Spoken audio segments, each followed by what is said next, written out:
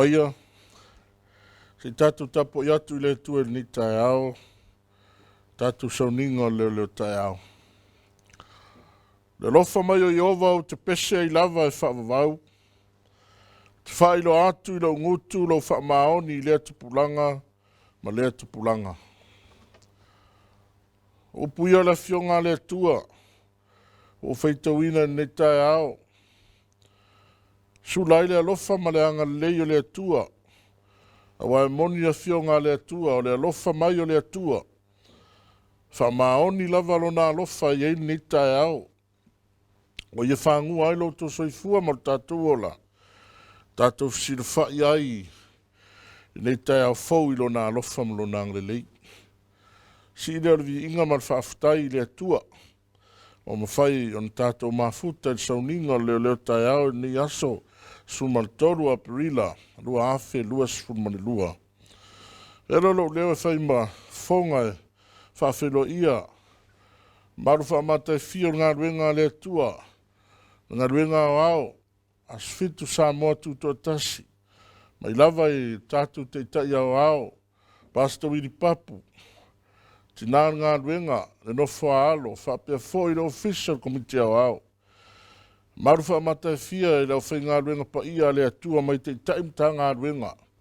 Se ia o lava, lau whai ngā ruenga pa ia le atua, whapea fōi le lava loa o le kalesia. Soafa manu malo Yesu Kiriso, twa peatu nei Taeao tā lofa lava. Ai le whiangai tātou, ma le upo le atua, po te talo e te ina ai le upo le atua, ma la wina whapitoa leo whai pese, mo le vi inga o le atua.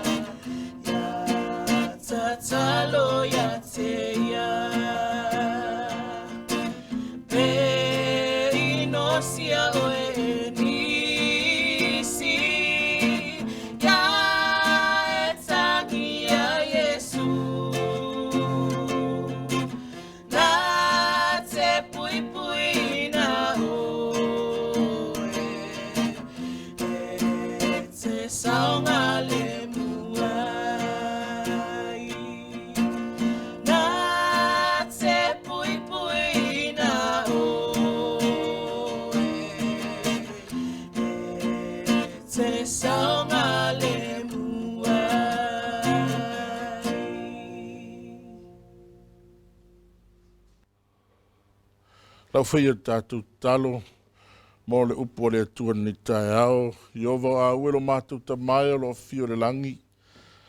Ia lava lo alofa ni Taeao mātango fio o mātou fsila whai lunga o penga te whai langi.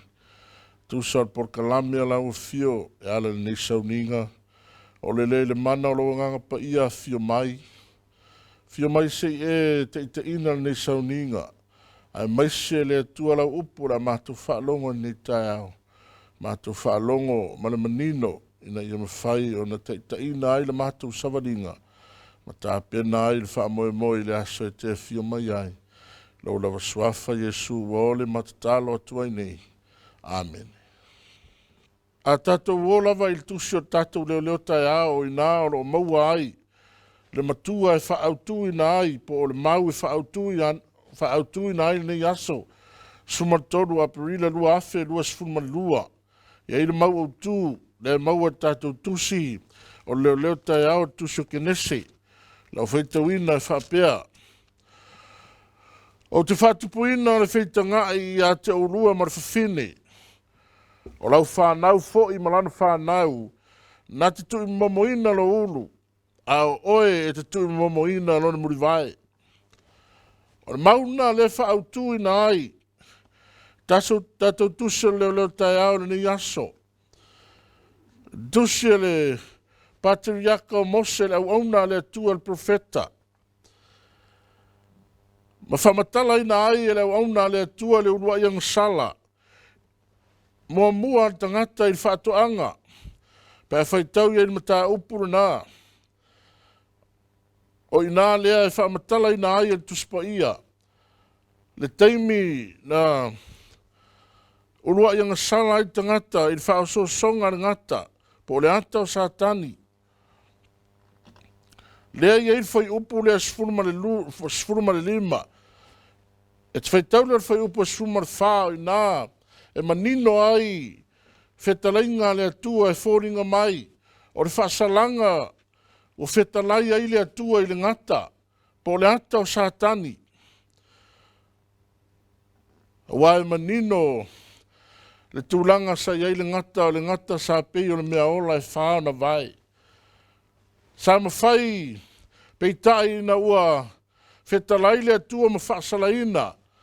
Whaitau le iei whamai whamtalanga tuspa ia. O whetalai atu, whai upasu whaa me siri lau maalai e maru vai whanua uma ma manu mai whaa uma lava o le vao. Ina wa e whaia le nā mea. Mai le whamtalanga tuspa ia e te sasolo i lau manava. O le fuefu e te a iaso umalava o lou ola. Whai upure sifurmana lima, whamai lo lea, o te whaatupuina, le whaitanga i a te urua marwhawhine. O lea u whaamatala nei, ma fōringa mai u whaamalaia, e lea tua le ngata.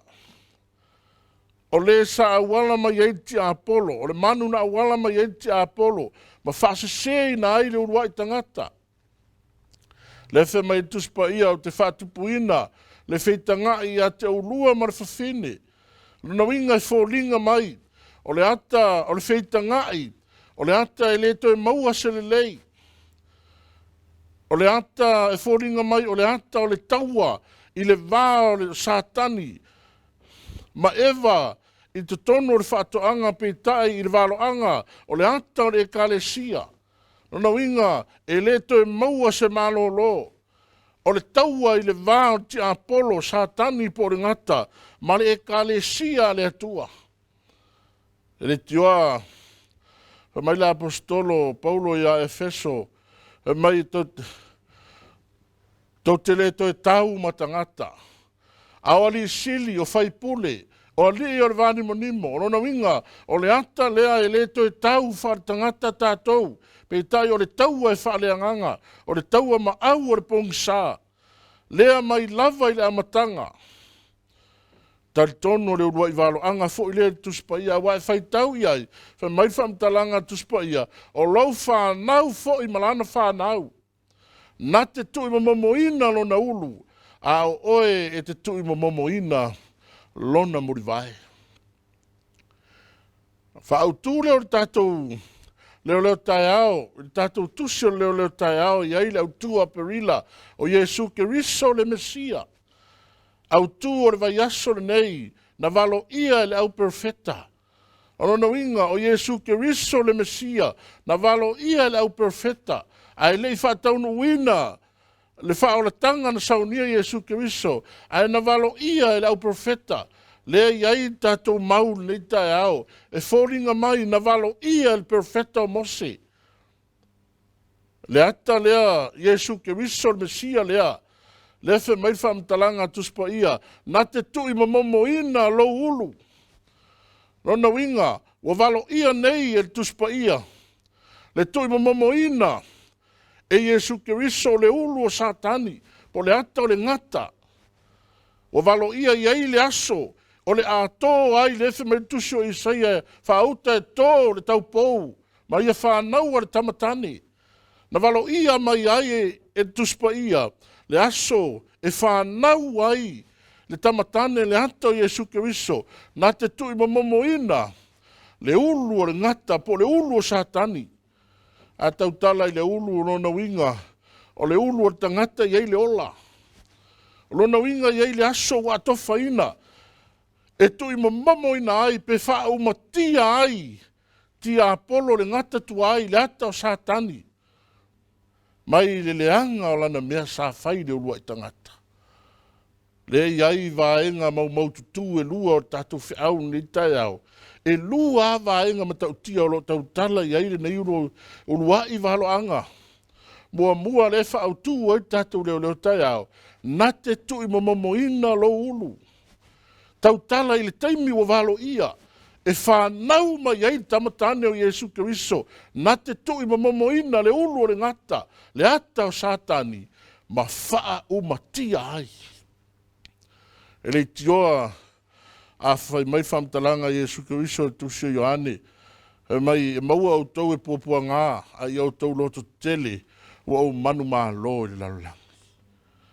O manu maa lo Iesu Keriso, i le lalolangi, e le ngata na te tui mamoina, le vaenga moa munga matau tia o le urua i valo anga o tuspa ia, a whamaili mea lona lua, a oe e te tui mamoina lona muri vai.